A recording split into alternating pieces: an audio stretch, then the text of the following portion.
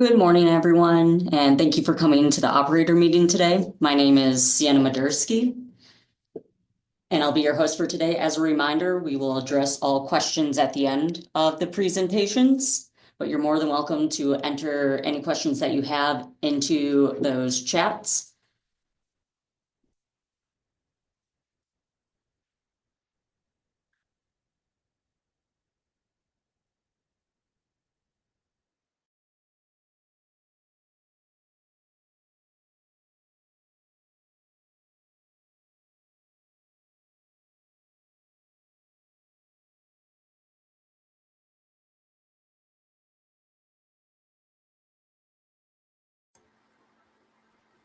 Would you like me to go next, Sienna? Yes, sorry, I was having technical difficulties. So, hi, everyone. I wanted to introduce myself. My name is Kristen Kemp, and I'm the new Community Relations Unit Manager at ECMC and Press Officer. And so I just wanted to let you know that I'm here and on board and available for you all as needed. And for a little bit of background on me, I have previously been the press officer at the State Land Board within the Department of Natural Resources. So I'm keenly familiar with oil and gas operations from the landowner perspective and working with many of you as lessees and operators. And I look forward to working together in this new capacity. And so it looks like I should turn it over to Diane.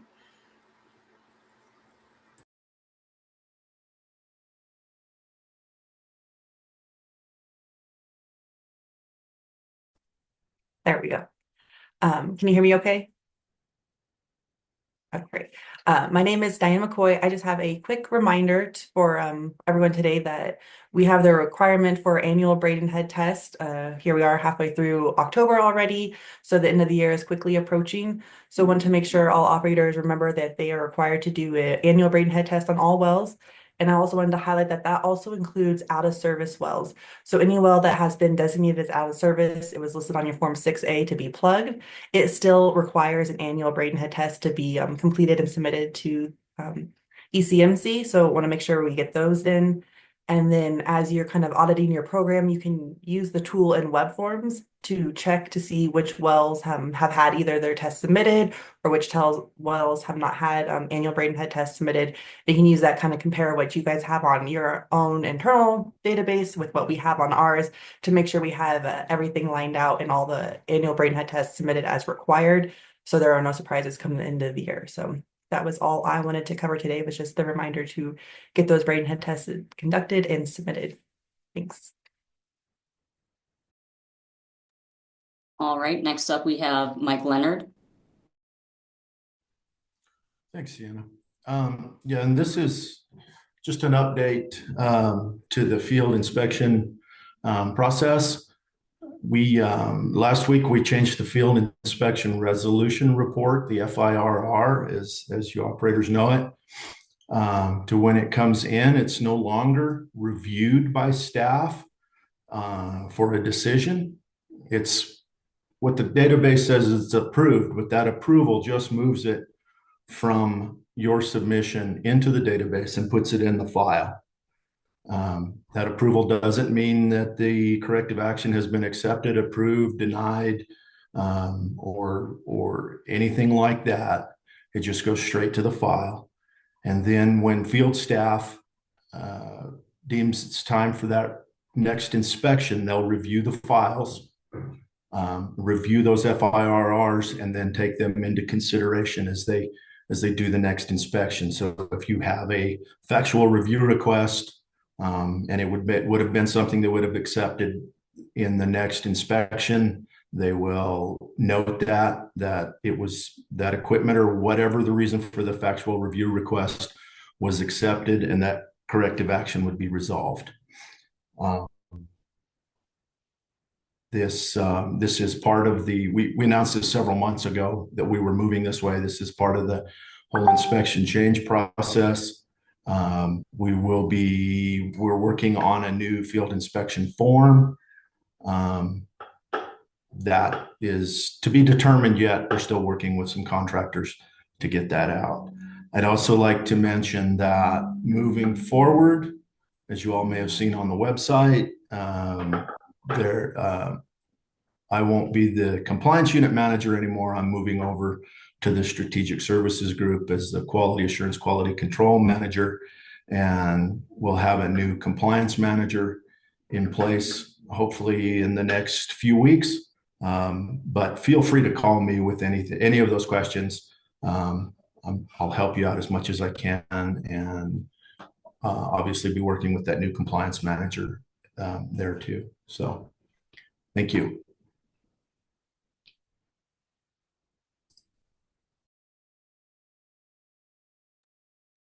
All right, next up we have John Morgan. Go ahead.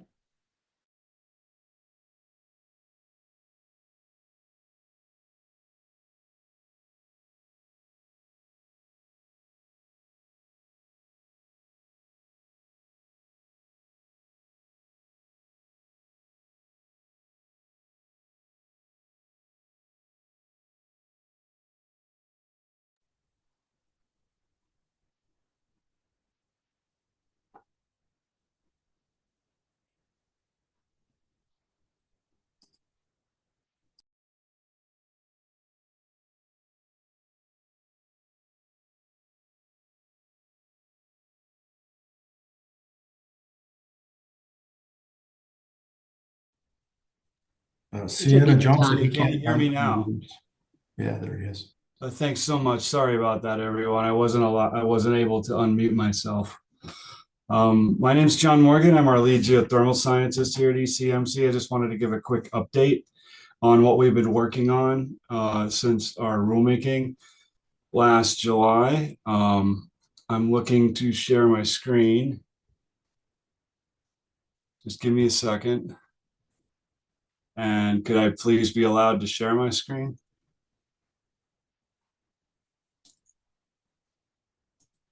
All right.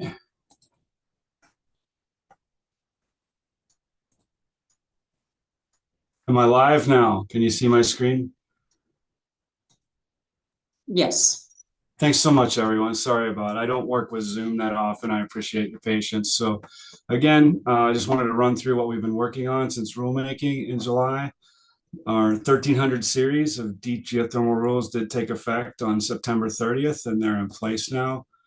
They basically amended some existing rules and created, we are amending existing forms and creating new forms and processes as required by the regulations, including developing guidance documents. We're building on our existing work and continuing to develop our policies to encourage deep geothermal development. Basically, we're amending the Form 2 to allow deep geothermal wells to be permitted. And we're developing an all-new Form 2G, which is a deep geothermal location permit. These both are anticipated to be released on October 21st. The Form 2 has been developed and tested, and we have a few bugs we've noted that we're waiting for it to get back to us to finish up testing. The Form 2G should be given to us to do testing imminently, any day now. Following these, we're going to update the Form 4 and also develop a new Form 7G, which is a monthly deep geothermal operators report of operations. Our permitting flow has been designed, form-based. The part of it has been designed. We're still fleshing out how pre-application consultations fits in with the flow that we've envisioned and are in the process of standing up. But this will, of course, undergo refinement and will be updated over time. Our goal is to have it be as streamlined as we can. We'll begin developing our guidance documents for geothermal science wells. as well as a guidance document on the geothermal permitting overview and a Form 7G guidance. Those are our first three guidances we plan on. The way the permitting is going to work generally, and this is a high-level overview, is it's a default administrative process. There is the option to elevate unique situations to the commission for a hearing. The rules address numerous topics, including permitting, drilling, construction of your well bores, integrity, monitoring both surface and subsurface, underground injection control, fluid volume reporting, reclamation, plugging, unitization, financial assurance, and more. It's basically supposed to cover the whole life of deep geothermal ops. So generally, we're building upon our existing processes while adjusting strategies to be more appropriate for the types of activities we expect in geothermal as opposed to what we see in oil and gas. And we also, in the rules, introduced a streamlined geothermal science well permitting process that those of you that are familiar with the science well process and Standing Order 1-326, this is based upon that, but more geared towards geothermal wells specifically. The permitting summary, the way we envision that working is that there'll be a suite of pre-application consultations with all interested and affected parties. That should be familiar to most of you. Local governments have specific consultation requirements, and they also are they're able to enact their own permitting requirements as well. A permit for deep geothermal operations consists of a Form 2, a Form 2G, documentation the owner qualifies as an owner, and a geothermal resource unit if you're requesting one. Geothermal injection wells will go through this process with the Form 2 and 2G and whatnot, but they'll require an additional step after wellbore construction and testing, where you'll request authorization to inject after you've gathered all the data to enable us to determine if that injection activity will not endanger underground sources of drinking water. So let's talk a bit about after deep geothermal location is operational, there will be ongoing reporting requirements. In addition to what we mentioned with the monthly report of operations, which will be the Form 7G, where you're reporting your volume of fluids produced and re-injected and whatnot. You're also going to be required to do a corrosion monitoring, which is a yearly requirement to update us on the efficacy of your corrosion management program. You'll also be monitoring reservoir conditions, including volumes of fluids produced, as well as their temperature when they leave the wellhead of surface. This is to monitor over time that the geothermal reservoir being developed isn't being overutilized. We also have rules pertaining to the conversion of facilities and wells over to deep geothermal operations, and we'll, of course, be developing guidance for that. There is in the rules a flexible setback regime. This is like, rather than have a hard 2,000-foot setback from all occupied structures, we recognize that the point of geothermal is to have cascading uses after, say, energy production's done, electrical energy production's done. Well, then you still have this heat resource that can be utilized for, heating buildings or used in industrial processes and whatnot. We wanted to be able to allow for that, which is why there's a flexible setback structure. And there's also financial assurance obligations for all locations and wells. We did incorporate lots of rules from up and down the rest of our code by reference. I just wanted to make a note that the specific, if you're reading the 1300 series of rules and you see that a rule is incorporated by reference, such as, operator will comply with rule X, What's actually incorporated there is the version of the rule that was in effect on September 30th of 2024. So as the rest of our rules get updated, what's actually incorporated in the 1300 series was the version of that rule that was in effect this fall. So real quick, some of these rules incorporated by reference in the 900 series. And as a note, wastes associated with geothermal do qualify as class 2 E&P waste, and they are RCRA exempt. And we basically incorporated the whole 1000, 1100, and 1200 series by reference on reclamation, flow lines, and protection of wildlife resources. And to wrap up here, I just wanted to point out that we've done a huge lift in these legislatively required studies, including a comprehensive geothermal resource study we did in collaboration with the State Geological Survey and a contractor in the geothermal space called Tavera, and that was released on July 1st. And we are currently researching, stakeholding, and writing a geothermal regulatory study in cooperation with the Division of Water Resources that's due at the end of the year. And that is meant to report to the legislature any problems or barriers or other kind of conflicts we might see in the geothermal space between DWR and us. So, thanks so much for your time. I'd be happy to answer any questions. Or we can take them at the end. I'll be around.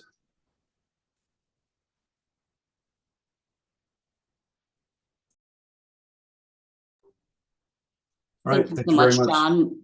Next up is Doug Andrews. Sienna, I believe you're going to drive my presentation. Yes, thank you. Hopefully everyone can hear me. I'm Doug Andrews, assessment supervisor. It's been quite a while since I presented one of these operator meetings, so bear with me, please. Thank you. Today, just nothing new, no information and no changes, more of a refresher for everyone out there about using the Form 4 location sundry to do site equipment updates and also to submit gas capture plans. Next slide, please. So a Form 4 sundry is required when an operator seeks to update their site equipment counts. I'm pretty sure most of you, if not all of you, are already aware of this. But here's the rule. It's Rule 404 that talks about when Form 4s must be submitted. You submit Form 4s for all kinds of things, but definitely updating your site equipment counts does. We do ask that you submit that information to us via the sundry. Next slide. So a couple of years ago, when we moved from e-forms to web forms, we took that opportunity to update our Form 4 sundry to include some additional tabs to help staff facilitate the processing of them.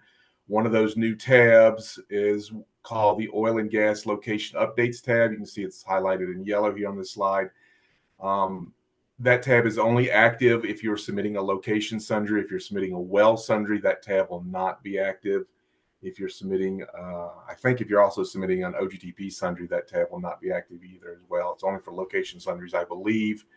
As you can see, this tab is fairly identical to the site equipment, the equipment and flow lines tab on the Form 2A, and that's by purpose to provide you guys with some familiarity, and it's intended to be filled out the same way. It has a lot of the same data fields, so it should look familiar to you if you're also filling out Form 2As. And this is where you tell us what and how you're updating your equipment on your locations. Next slide, please. Because updating your site equipment is probably one of the most common location sundries that gets submitted to us, and we get those in large volumes weekly. This is why we created that tab on the Form 4 sundry. Just like on the 2A, it must be filled out with the count of all site equipment on your location. Do not just list the updated count of those pieces of equipment that you are being added or removed. It has to be just like the 2A. You have to fill it out as completely as possible. And the reason for this is Upon approval of the Form 4 Sundry, our database and scout card will be updated automatically with the counts listed for all the equipment indicated on that tab. Blank data fields will be updated as if the count is 0. So be aware of that. Next slide, please. So maybe a question you have for yourself based on that is, do I need to fill out this tab if I'm only making other changes to my location, not changing equipment counts, just doing other changes to the location? No, you don't need to fill out this tab every single time you submit a location sundry. Business rules for this oil and gas locations update tab are designed such that upon the approval of the form, our database and scout card will be updated only if any of the site equipment list, other permanent equipment, and or other temporary equipment data fields are activated. By that, I mean a value is entered for one of those data fields. This is important, entering a value for any of these data fields activates all of these data fields, which is the primary driver for why these portions of this tab need to be filled out completely. Next slide, please. It's very important that you conduct a thorough QA/QC of all your site equipments on the Form 4 prior to submitting them to us. Our staff will assume that the counts listed are correct when we review the form. Okay, if you're changing tank counts or separator counts or things like that, we assume that you are certain that those new numbers are what you want on there. This is especially important when it comes to the well counts listed, as changes to the well counts can have some serious implications to your location. And to provide an example of how that can be, you have a 2A that was approved for 8 wells, but at the time the sundry was submitted, you're just adding a couple of gas lift meters. You've only drilled 4 wells on that pad. The well count should still be 8, even if you haven't drilled all 8 wells, unless you are absolutely positively certain that those remaining 4 wells in this example will never be drilled. Because adding those 4 wells back at a later date when you get around to drilling them, that will require an OGDP with an amended Form 2A to be submitted.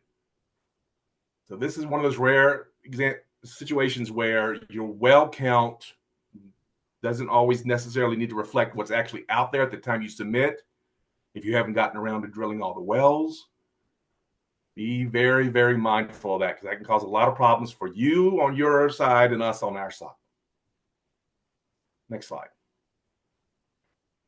So now we're going to have Emily Waldron, who's going to talk about the Form 4 Sundry when it's used to submit gas capture plans. Emily. Hello, good morning. So as we're working through the gas capture plan submittals, there are 2 kind of consistent mistakes that get made that can cause the plan to get returned to draft and just slow down the whole process. And so the first one that we see is plans when you're filling out the Form 4, you're submitting it to the well API instead of the location ID. And for the gas capture plan submittal, we want all of those submitted using a location ID, not the well API. Next slide. And the other thing that happens often is not correctly filling out the engineering and environmental tab, which then doesn't allow you to use the gas capture tab. So if we can go to the next slide. Here is the engineering and environmental tab, and you have to check either for a gas capture plan submittal, you have to check the notice of intent request for approval, and you also have to check the venting or flaring box. Once you check both of those, the gray gas capture tab next to the engineering and environmental one will become active, and that's where you will put in the information related to your gas capture plan. So I just wanted to highlight those 2 things. I don't think I have another slide. And as you're filling out those gas capture plan submittals, hopefully that will help streamline the process. And that's all I have.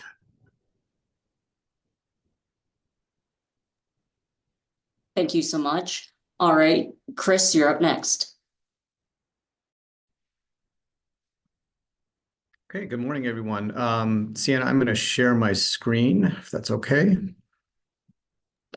Absolutely.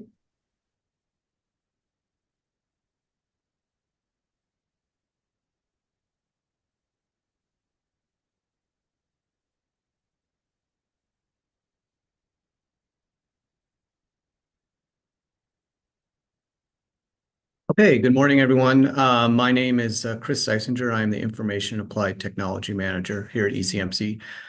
I wanted to follow up on last month's announcement about updating our electronic Form 7. This is kind of the information that I presented last month. I'm going to provide more detail and give you some information on progress and the timeline for implementing the Form 7 update. This update is being motivated by a couple things. One is to improve the process, things like removing redundancies in the data we collect and just overall improving efficiency in the process for both operators and for our staff. The second part of this reason for doing this is we had some recommendations from the state auditor that we are implementing. Finally, the last thing we're doing is we are adding a new template and function with the Form 7, as John Morgan alluded to, for reporting geothermal operations. So when is this going to happen? We are in the final stages of development of this new electronic form or updated Form 7. We are targeting early November to make the switch from web forms to the new e-forms. Our expectation is if you are reporting September production towards the end of the 45-day window for compliance, which is November 15th, you will probably need to use the new form and template for reporting your September production.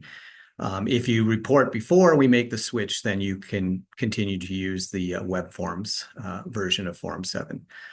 We do have the new data templates available, and I'm going to talk about those. They are on our Form 7 webpage at the link at the bottom.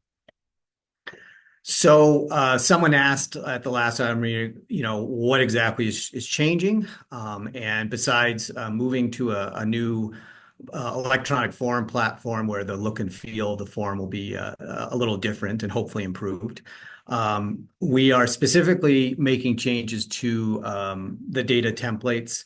We're removing a whole bunch of columns of things of information that, again, is redundant, that we don't need to collect again. We are adding one column on the template that is asking for operators to identify what their targeted gas is for sale, or if they're not selling it, what the predominant type of gas is that's being produced. And then the other big change in the process in terms of the template and uploading data is that injection is now being separated from production. And so you're going to see that the same columns that we had for reporting gas and water volumes and for pressure, that there's going to be a section for injection. And so for those operators who report IJ or injecting status for a well, on that particular row, they would use those new columns to report the injection volumes and tubing pressures. In the produced water data template, we're removing some columns as well. And then we're also going to be tightening up the business rules to help with the process. And then finally, as I said, there's some new tab that'll be available for reporting your deep geothermal operations. So how are you going to access this when it's available? And again, this won't be until we make the switch in hopefully early November. You will go through the new eForms platform. There's links on our homepage to it in various other places, and here's the link as well. For anyone who's worked with financial assurance forms, this is that platform. You log in using the same credentials you have in web forms. So anyone who has a web forms account should be able to access this new eForm platform. Once you log in, you would select Start a New Form and then click the File Online button next to the Form 7, which will be added once the form is available. So the workflow for this is very similar to what we have for the existing Form 7. You would provide your operator or your contact information. The operator information should populate automatically. And then once you've done that, you would be downloading and populating and importing your data into the relevant data template. Once you have imported and you confirm that the data that's been brought in is correct, you're just going to sign and submit the form to us. And there are going to be 3 different tabs for each of the 3 data templates we provide, one for the well status and production, one for produced water, and then we're going to be adding the deep geothermal. When you are on the tab for a particular type of operations you're reporting, so in this example, I've got produced water, you're going to see a screen as simple as this that just has a button for downloading the template. You're going to click on that and, like I said, populate the template, and then you're going to click the import template button. Once that's done, that will then load up the table with the information, and there will be there's some capability to do some in-place editing in that table. For the case of errors, when you import your data templates, we are building a system that will show you the errors, hopefully in a very specific and helpful way. And so it will be easier for you to figure out what is not correct on a template. You would then fix the template and then re-import. So these data templates, this is where the crux of what is being provided on the Form 7 is.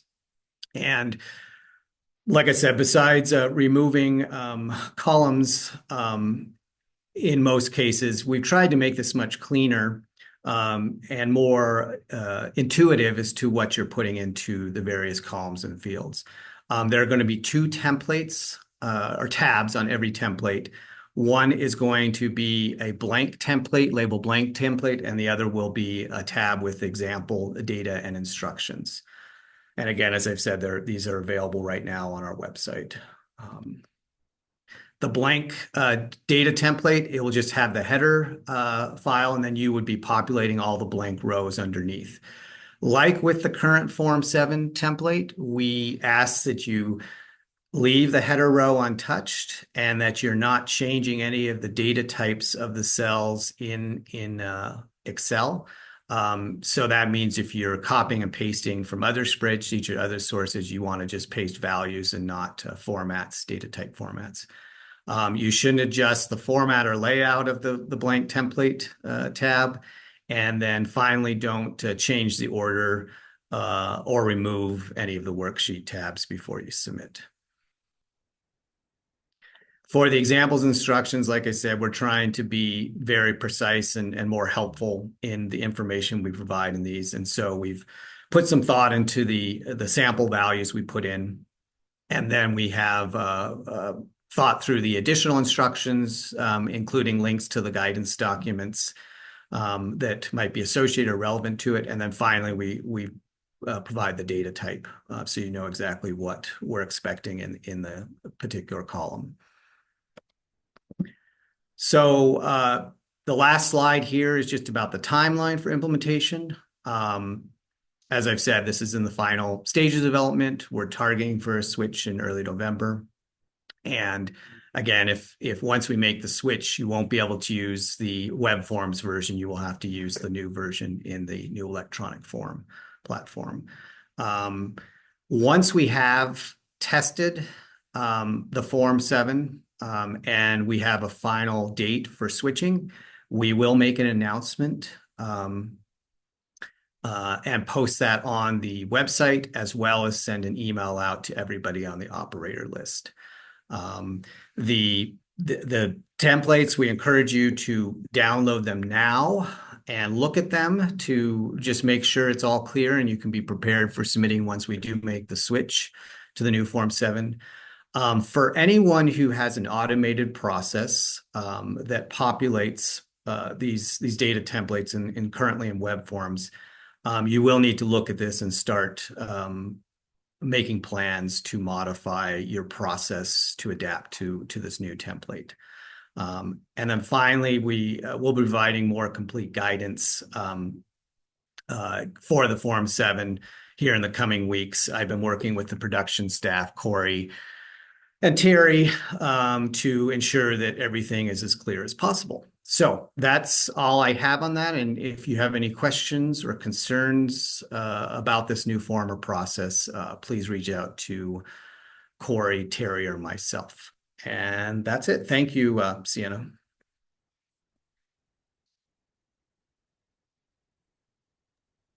Thank you so much, Chris. At this time, if you have any additional questions, go ahead and put them in the chat.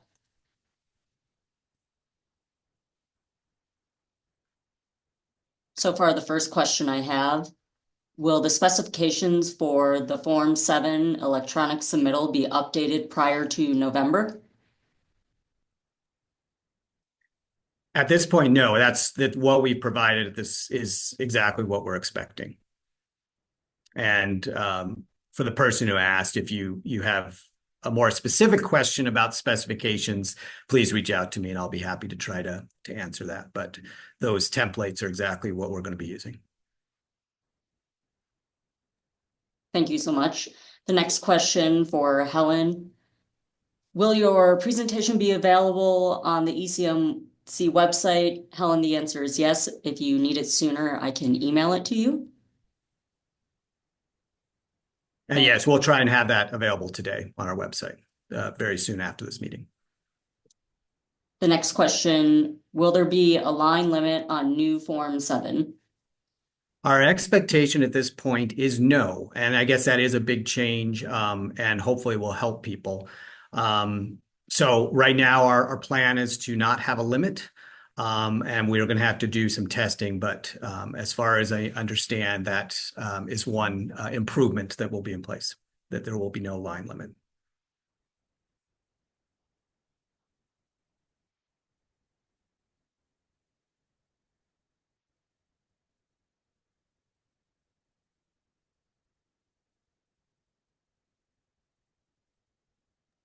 Any additional questions?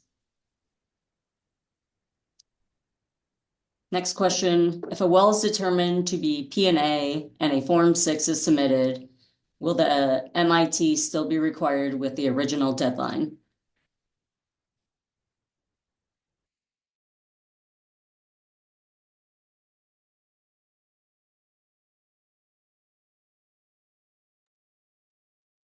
I don't think that was a topic today, but I can go ahead and take this one. So if a well is due for an MIT, then the deadline still stands, even if a Form 6 is submitted. So if you're planning to plug the well, if you plug it before the MIT due date, then that's fine. But if you are past that MIT due date, even if you're planning to plug it, we're still expecting that MIT. You can reach out to the area engineer if you have a specific well API or some question. But those MIT rules stand in. Plugging dates can get pushed back occasionally, and so we just want to make sure we're getting the integrity monitored for all wells as required by the rules.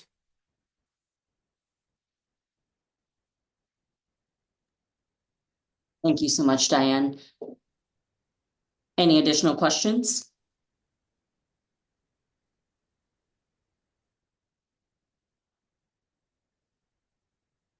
All right. Thank you all for attending our operator meeting today. The next dates are on the screen. If you have any additional questions, please do not hesitate to reach out. My email.